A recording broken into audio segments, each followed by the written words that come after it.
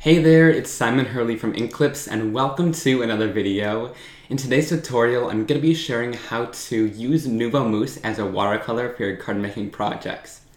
So I'm starting off with the My Favorite Things Best in the West stamp set. And I love this whole set, all the bears and the horse up here. But what I really wanted to use is this little rooster down here roasting the marshmallow. I think that's so cute, and that's definitely like me at any bonfire. Just in it for the marshmallows. So I'm going to be using that and the fire today. So I'm going to stamp this using Nuvo Hybrid ink. This is a waterproof and alcohol marker safe ink too, so it's really great for all purposes. And I'll just stamp that down right in the center of my cardstock. So I'm going to have this image on the actual card, and then this little rooster I'm going to stamp off to the side, and we'll watercolor this in separately so I can die cut it and pop it up on the card for some extra dimension. So I'll stamp this one down too. And then we're ready to start our watercoloring. So to do the watercoloring, I have the Tim Holtz glass mat here, and I like this because it's got all these little squares here. So I'm gonna create my own little palette with the Nuvo Mousses.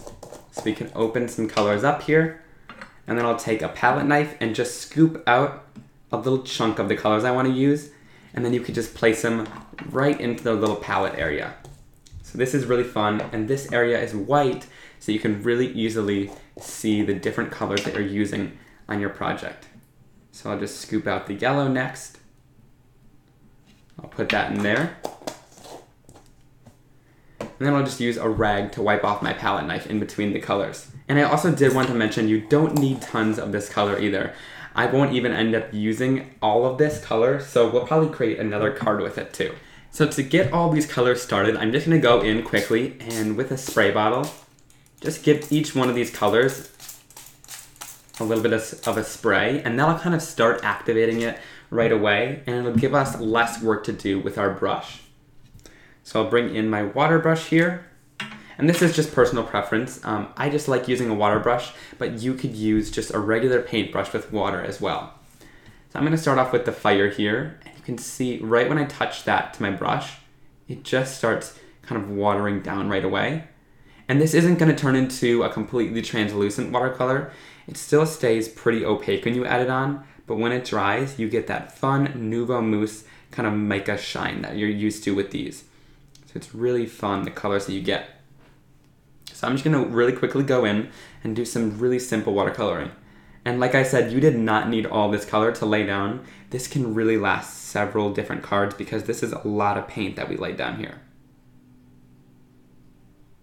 Then I'll go in here and I'll paint these little logs in with some brown.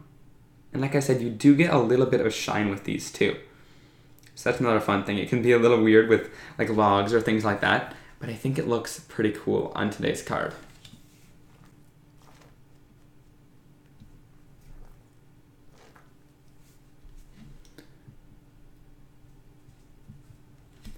So then I'll take some green color here and I'll just go in along the sides, and I'll add some shading in here too. So it starts kind of heavier at the top, but as you go along, I'll wipe off my brush to the side on a little rag, and then I'll pull some of that color out with water.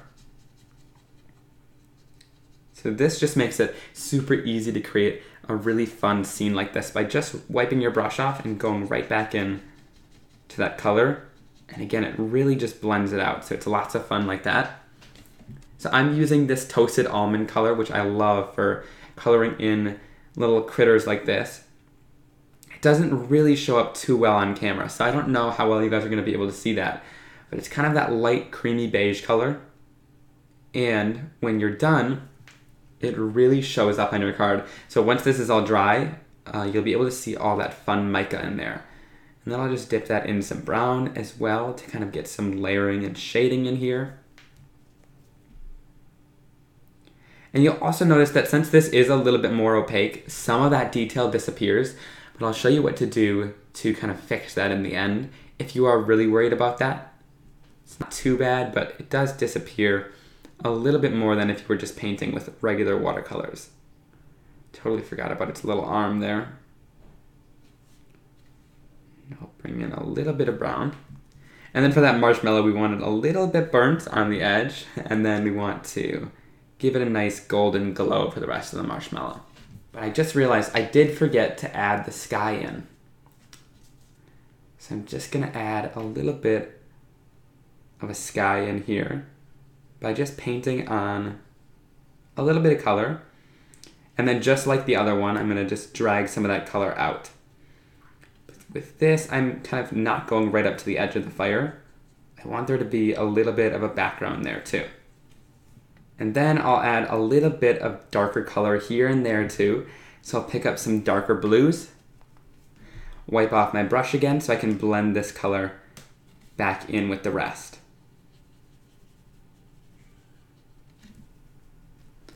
So in doing this, I just create that really fun colored background, and it blends really easily into the other colors by just wiping off your brush, and you're able to get that fun effect. So once it's all dry, I can go back in and then start adding that yellow glow, and that'll be a little bit easier since it's not gonna mix and make, a green color, and then I'll just blend that out too. And then to add back in a little bit of that detail, I grabbed a micron pen. I'm just gonna go around some of those little areas that it messed up. You don't have to do this if you don't want to, but I think it really sharpens that image a little bit. Especially just to add back in the little eye and the beak and some of the really key features of the image. So if you had done this in with a stamping tool, you could just stamp it right back over top of how you had it. But since I cut that one out, I just did it by hand, and you can still see the other lines. So it's not too hard to trace back over top of it and just finish off that image. So there I've added on that little rooster to the card to finish off that fun little scene there. And then I can chop down this card and add it right onto a card base to finish it all off. And then I'll start from the top and add it to a piece of craft cardstock. And I've cut this down so there's a little bit of a border on each side. And I think craft cardstock accents that really nicely. So once I have that, I'll add adhesive to the back of this as well. And then I can add this right onto my top folding card base.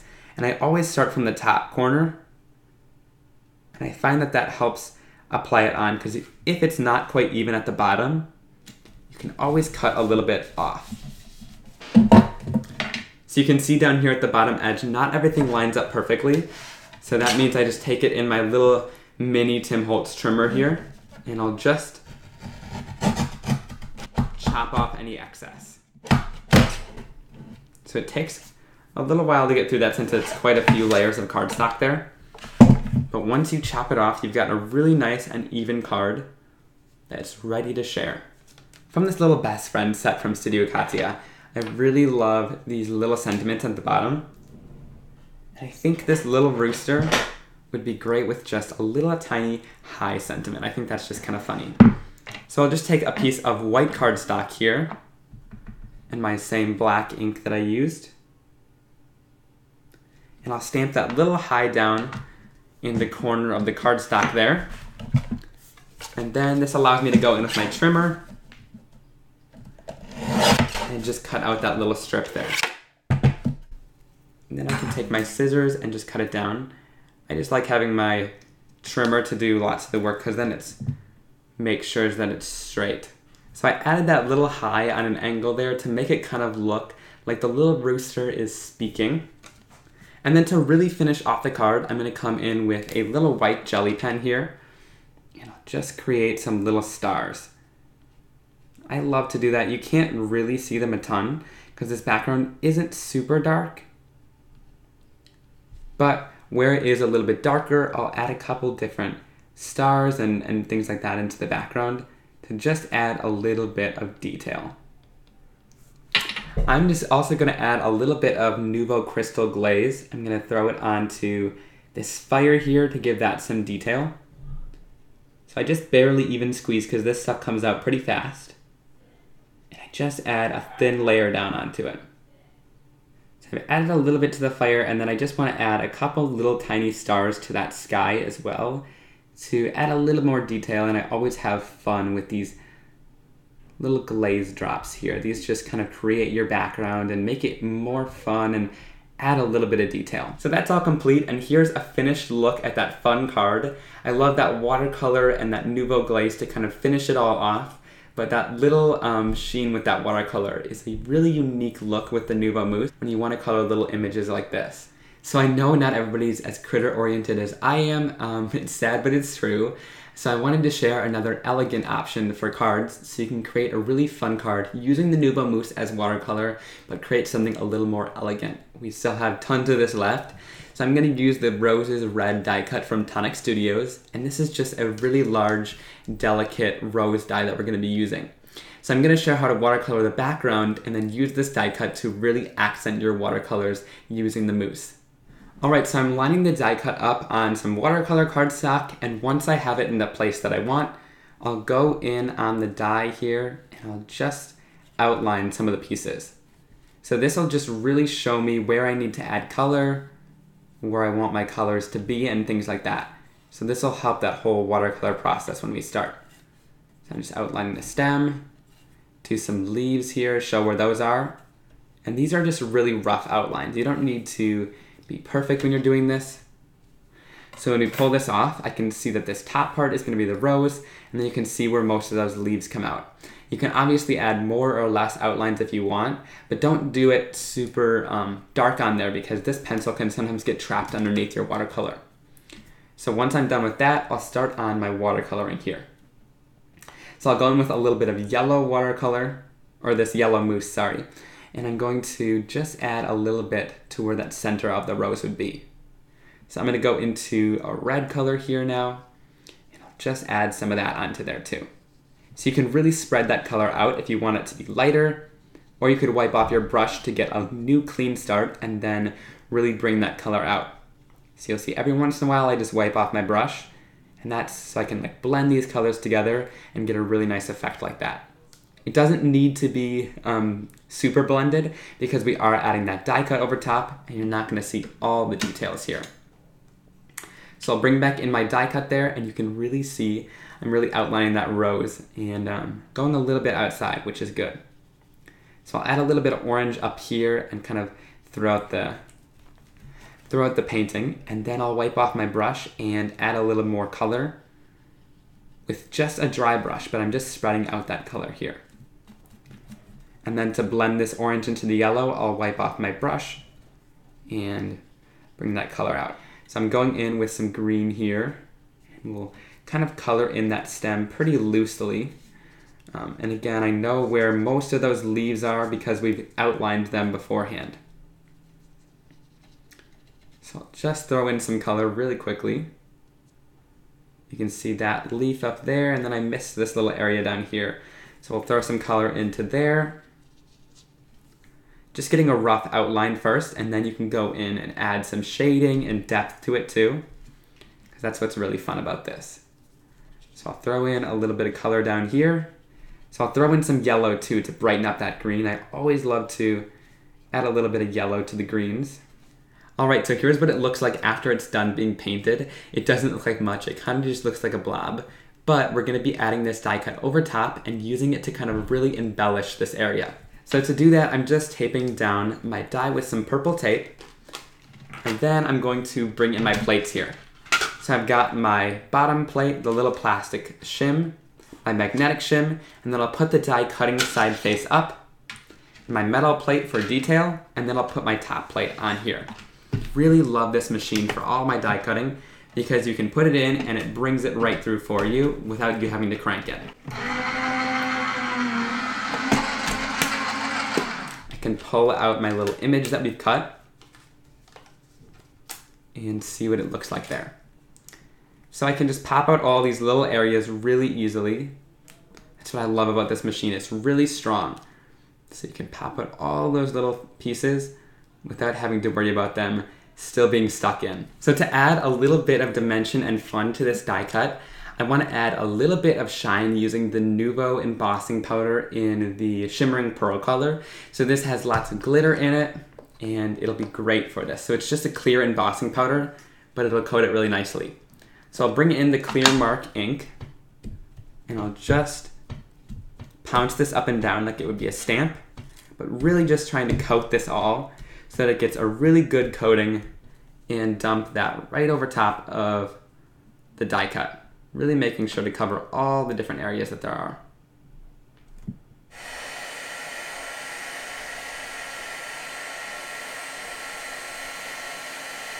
And then I'll go back in and heat this up as well.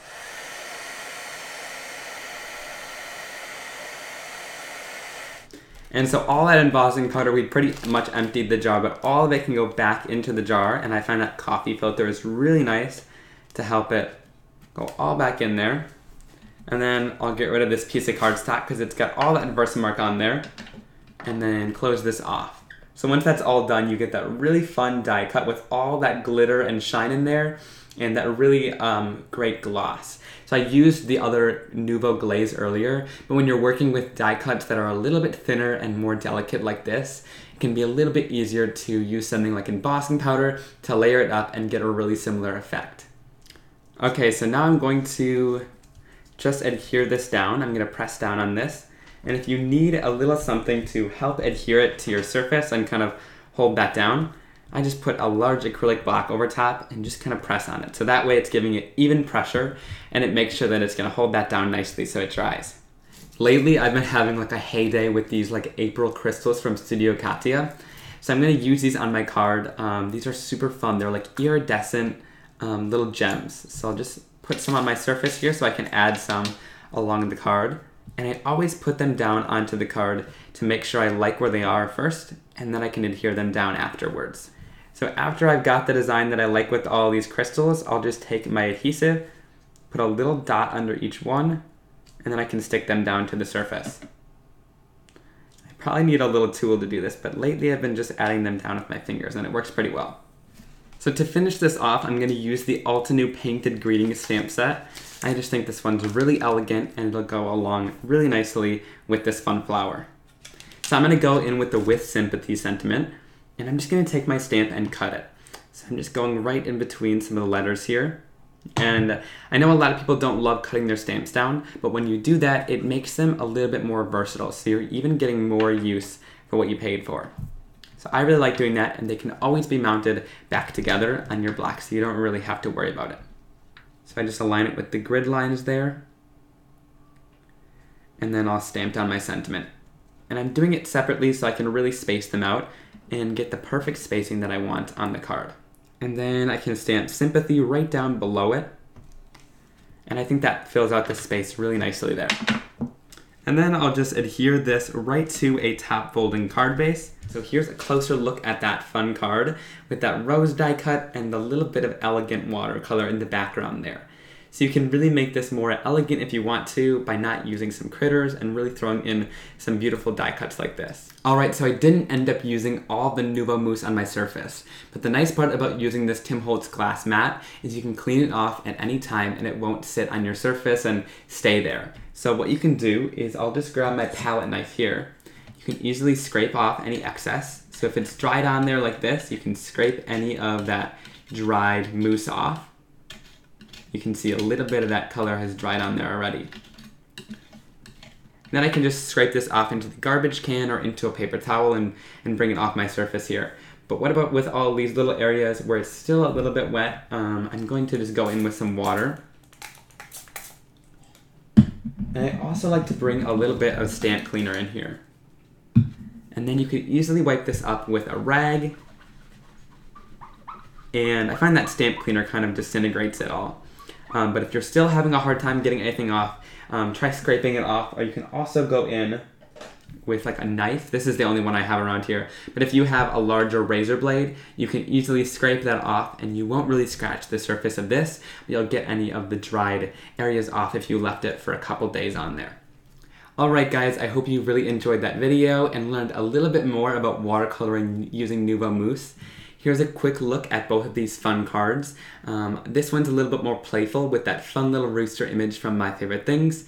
And then you've got more of an elegant version over here, so you can really use this across the board as a fun watercoloring medium with that little mica shine in there too. So you can learn more about this over at my blog. There will be a link in the description with a full supplies list over there with pictures as well. And also give this video a big thumbs up if you enjoyed it, and don't forget to click that subscribe button if you want to see more crafty tutorials like this from me. Also, I would love to hear your thoughts down below in the comments, so let me know which card that we created today was your favorite. I'll see you guys very, very soon for another card making and crafting tutorial. Bye!